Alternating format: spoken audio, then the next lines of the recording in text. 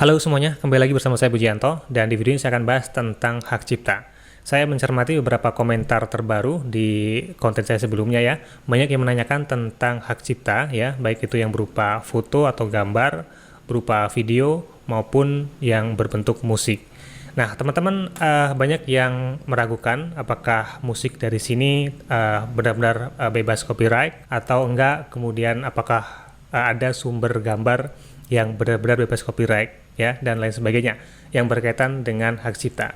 Oke, di sini akan saya coba jelaskan hal dasar yang berkaitan dengan konten dan juga hak cipta. Kemudian apa yang bisa kita lakukan ketika konten kita terkena klaim hak cipta. Oke, teman-teman, kita akan mulai dari hal dasar dalam pembuatan konten. Nah, kalau kita mau benar-benar terbebas dari klaim hak cipta, maka kita pastikan hanya membuat konten yang memang ciptaan kita. Jadi buatlah konten seoriginal mungkin yang memang kita buat sendiri, dan itu akan menjamin 100% kita terbebas dari klaim hak cipta. Tapi ketika teman-teman memutuskan untuk menggunakan konten orang lain, menggunakan konten dari pihak lain, baik itu yang dinyatakan sebagai no copyright atau bebas untuk digunakan ya tanpa hak cipta, tapi itu nggak menjamin 100% teman-teman. Nggak menjamin 100% bebas hak cipta atau selamanya bebas hak cipta. Karena ada beberapa kasus ya, teman-teman yang awalnya menggunakan musik yang no copyright, bebas hak cipta, kemudian di beberapa hari kemudian atau beberapa bulan kemudian terkena klaim hak cipta. Itu bisa saja terjadi.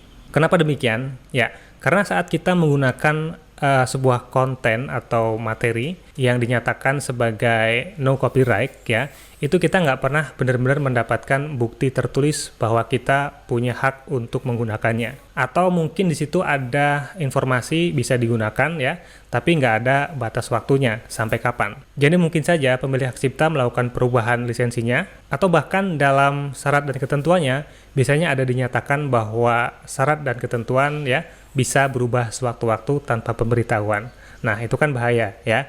Jadi ketika awalnya memang gratis bisa digunakan, tapi ada kemungkinan ya beberapa hari kemudian atau beberapa tahun kemudian bahkan akhirnya terkena klaim hak cipta. Jadi sekali lagi, kalau teman-teman menggunakan musik, menggunakan foto atau video dari pihak lain, walaupun di situ dinyatakan sebagai bebas copyright, itu bukan jaminan 100%. Teman-teman harus memahami resikonya dan siap ketika sewaktu-waktu terkena klaim hak cipta.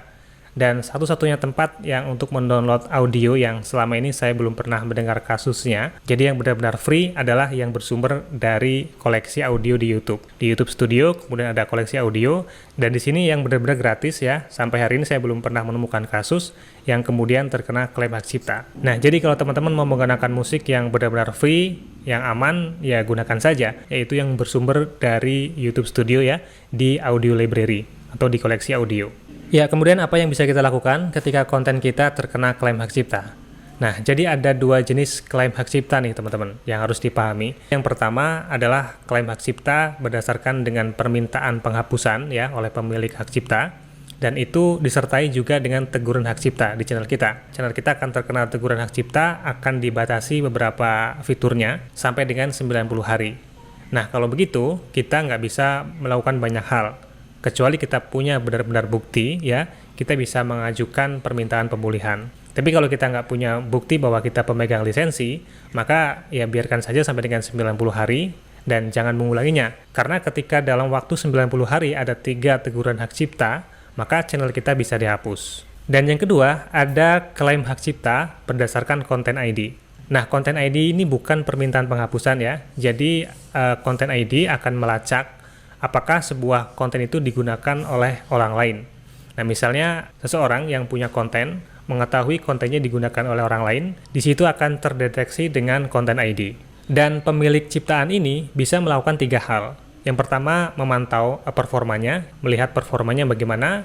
Kemudian yang kedua, bisa memblokir aksesnya berdasarkan negara tertentu. Atau yang ketiga, memonetize ya. Jadi menempatkan iklan di konten tersebut, kemudian penghasilannya masuk ke pemilik hak cipta. Nah, jadi kalau konten kita terkena klaim hak cipta berdasarkan konten ID, kontennya itu nggak dihapus ya, kontennya tetap ada, jadi tergantung dari pemilik hak cipta akan diblokir atau akan dimonetize, dan klaim hak cipta dari konten ID ini nggak disertai dengan teguran hak cipta, jadi nggak berpengaruh terhadap channel kita. ya, nggak ada batasan-batasan fitur, dan nggak ada batasan ya sampai dengan berapa kali kita terkena klaim hak cipta dari konten ID. Nah, contoh klaim hak cipta dari konten ID, ada informasi pembatasan klaim hak cipta. Dan kemudian kalau kita klik detail seperti ini, di sini ada informasi tentang klaim konten ID dan tidak mempengaruhi channel kita. Ini bukan teguran hak cipta. Ada bagian yang ditandai, yang ini merupakan konten yang terdeteksi milik orang lain ya, atau memiliki hak cipta orang lain. Sebenarnya kita bisa membiarkan saja konten ini seperti ini ya, tapi kalau kita mau melakukan tindakan, di sini ada 3 titik ya. Kita lakukan tindakan, bisa kita memangkas segmen ya, artinya kita memotong, menghilangkan bagian yang terdeteksi klaim konten ID. Kemudian kita juga bisa mengganti lagu, kalau itu berbentuk lagu ya, yang terkena klaim ID, dan bisa juga membisukan audionya. Jadi pada bagian itu akan kita mute atau kita bisukan audionya. Dan apabila kita memiliki bukti, kita memiliki hak atas konten ini, ya kita bisa mengajukan sengketa. Jadi kalau kita melakukan salah satu dari 3 hal ini ya, memangkas, mengganti lagu, atau membisukan, nanti klaim ini tidak ada lagi. Walaupun jika kita biarkan saja pun ini nggak ada masalah ya. Jadi ini nggak mempengaruhi terhadap performa channel kita. Hanya kalau kita sudah tergabung dalam YouTube Partner Program, kita nggak bisa memonetize konten tersebut. Paling-paling hanya bisa berbagi penghasilan ya, atau berbagi pendapatan dengan pemilik konten kalau memang memenuhi syarat. Oke teman-teman, jadi begitu ya penjelasan tentang hak cipta. Prinsipnya kalau memang teman-teman benar-benar mau terhindar dari klaim hak cipta, ya jangan menggunakan ciptaan orang lain. Walaupun itu sudah dinyatakan free, tapi nggak ada jaminan 100% dan selamanya bebas hak cipta. Jadilah konten kreator yang benar-benar sebagai konten kreator ya, membuat konten yang original, yang memiliki nilai dan juga dampak positif untuk para penonton kita. Semoga bermanfaat dan terima kasih sudah menonton sampai di sini. Sampai jumpa di video saya selanjutnya.